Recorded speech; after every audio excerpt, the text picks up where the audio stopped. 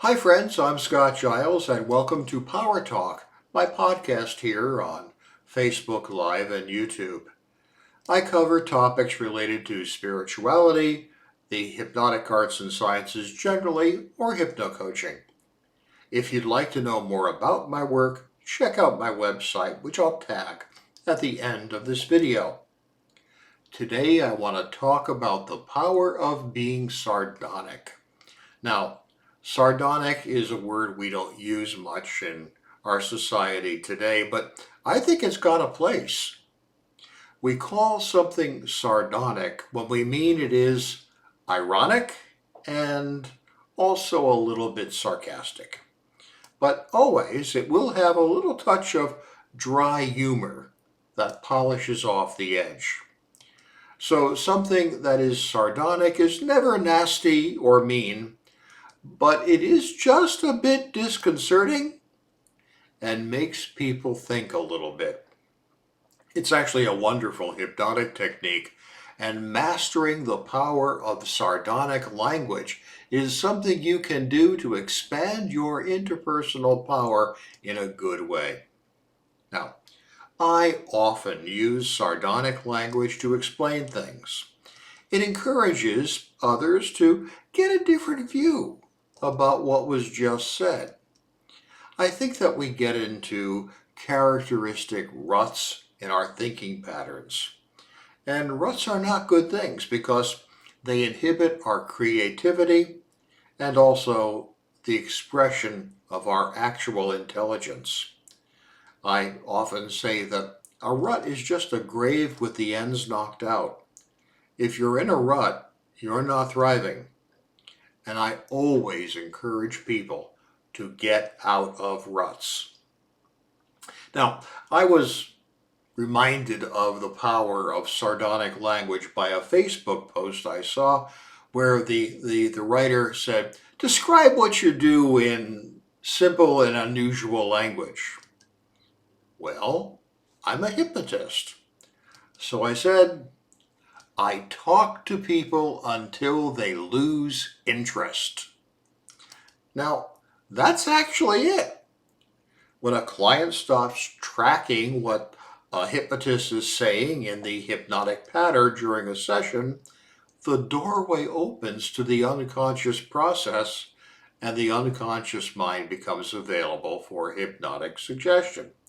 So long as the client is consciously tracking what you say, no real suggestion will occur. The powerful stuff happens when the client has stopped paying attention. So yes, as a hypnotist, I talk to people until they stop paying attention. That's sardonic. It's also true. And you probably found yourself kind of half smiling when you heard me say that, because it does give a different perspective. Now, once upon a time, someone asked me, well, why aren't there more hypnotists? And I said, because to be a really effective hypnotist, I think, you have to have a certain kind of personality. Hypnotists are born, not made. And someone said, well, what kind of a personality do you have to have? And I said, you have to be sneaky and deceptive and completely willing to manipulate other people with no compunction whatsoever. Now, they chuckled, as I intended, because that is a sardonic statement. But it's also true. There is something intrinsically subversive about the hypnotic process in that you're helping a person subvert the defenses they have in their mind that have gotten in the way of change they actually want to make. I sometimes describe the process of helping people do what they do not want to do so they can achieve what they want to achieve. So yeah, you got to be a little sneaky and subversive. And so my comment is truthful, but also humorous, ironic, a bit funny. The power of the sardonic. Now, as I pondered, I found these descriptions and the descriptions of others who are also sardonic a lot of fun. And I realized that, what I was saying is true, but really sort of at right angles to what my listeners expected to hear. That got them out of that rut of thinking.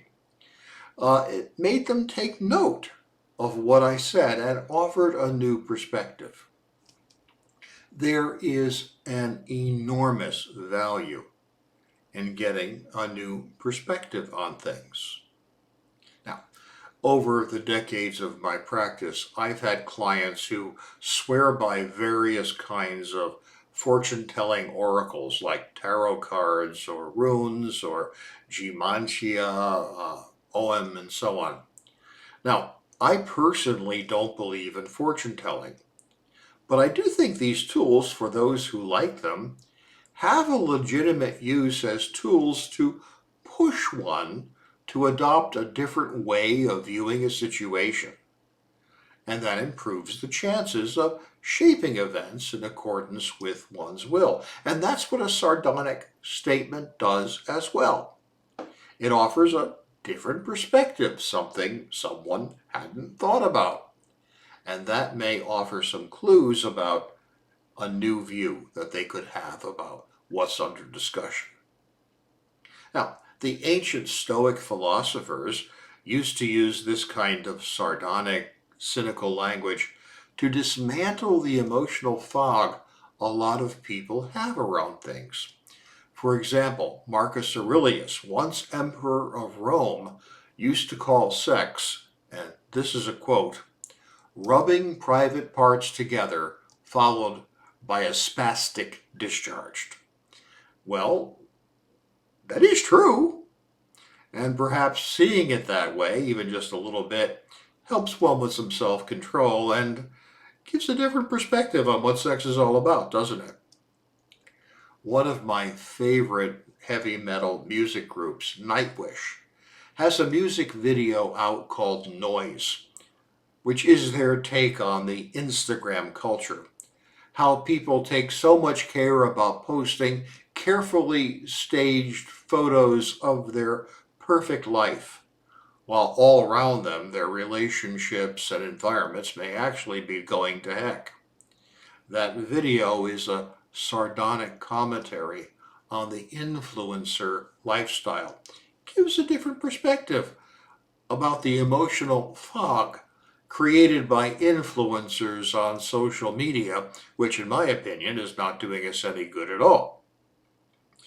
It's one thing to look at the photos of a beautiful home or kitchen to get ideas about how you might improve your own, but it's quite different when someone's creating photos like that solely to kind of push forward the impression that, well, I have a much more fabulous life than you do. In such cases, something sardonic that punctures the bubble of that illusion is useful. Now, a lot of you know I was once a chef. Someone showed me a staged photo of a kitchen, saying it was theirs, and maybe it was. I'm looking at it, and I think, that is a beautiful kitchen, but how come there are no cutting boards or knives anywhere to be seen? Do you just tear the food with your hands and teeth? Well, that didn't win me any friends, but it was a sardonic response to that staged photo of a lovely, uncluttered kitchen where there were no cooking tools anywhere visible. Now, I'm a fan of decluttering, but a kitchen without cutting boards or knives is not a kitchen.